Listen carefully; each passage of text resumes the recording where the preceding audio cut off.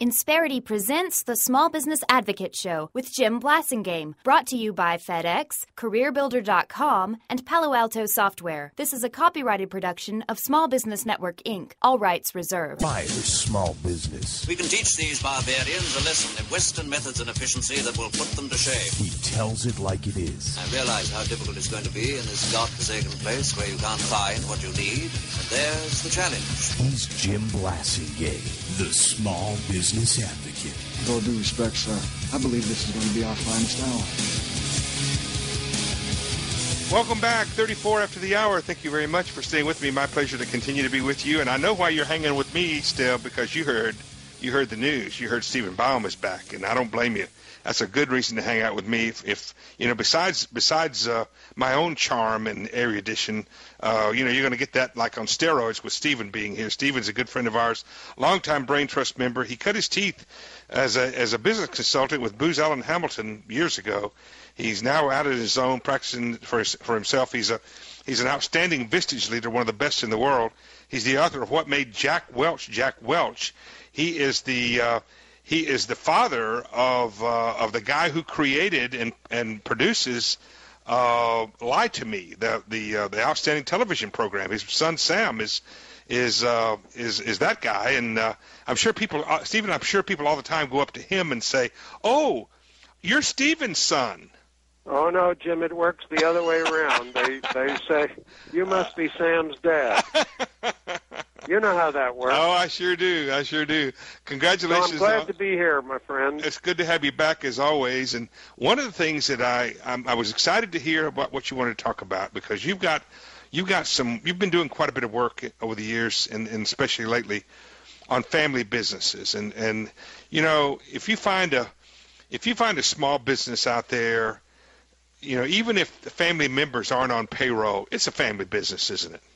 You bet.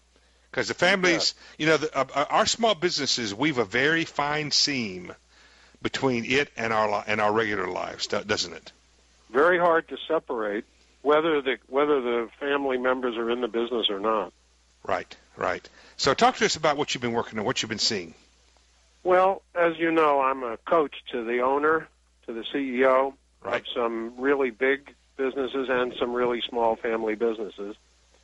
And what I've observed recently with several actual cases leads me to, I always learn from the guys that I'm coaching. Right.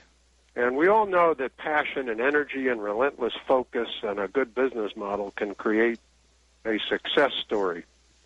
But there comes a point when fresh blood and insight and often capital is needed for the next chapter.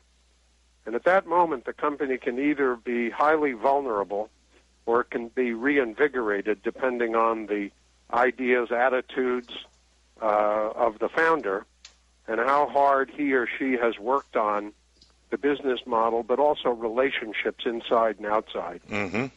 And I thought it would be interesting to talk a little bit about some case histories, including my own family's business, of a handful of businesses that did not make the turn, as I would call it, and then a couple of businesses who have done what they needed to do to prepare for the next chapter. Especially, your last speaker talked about what may lie ahead in the economy. Mm-hmm. And you remember we talked quite some time ago about how my Vistage the membership organization group battened down the hatches in 2007. Right. Early on, as they got leading indicators for the Great Recession. And what they're doing now is reinforcing the business like you would a house without building debt that cantilevers them out over the open space. And in small businesses, they're going to face the same issues of figuring out what it's going to take to get through the next 2-3 years. And so there are some lessons learned in my own family's businesses and a couple of others. Hasn't it been interesting to you to see how we went from decades of leverage is good to almost at the flip of a switch, leverage is bad? I mean, one of the great myths that we hear is that small business owners can't get loans. Well, you know, I'm not saying that that's not the case in some cases, but I will tell you the majority of small business owners, not only can they get a loan, they had some access to capital, but that's not really been the issue. The issue No. is most of them don't want a loan. Well, a lot of people, business owners, mortgage applicants, got a lot of loans they couldn't deal Right. with. And you've been talking about how that came to pass. But the guys who want to see their company and their family thrive have to pay attention to whether or not the past is going to prepare them for the future. Right.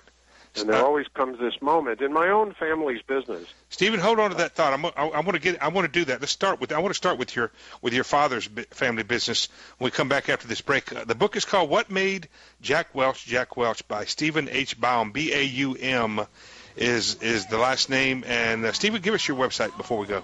It's StephenHBaumLeadership.com. All right, check it out, folks. Quick break. Right back with our good friend Stephen Baum. 20 till. Here's Marvin Gaye to take us out. But if I ever caught you running around, blowing my money all over this town, then I wouldn't be doggone. Hey, I'd be long gone. Insperity presents the Small Business Advocate Show with Jim Blasingame, brought to you by FedEx, CareerBuilder.com, and Palo Alto Software. This is a copyrighted production of Small Business Network, Inc., intended for the private use of our audience. Except as otherwise provided by copyright law, all other copying, redistribution, or publication without prior written consent is prohibited. All rights reserved. Prohibited. All rights reserved. Prohibited.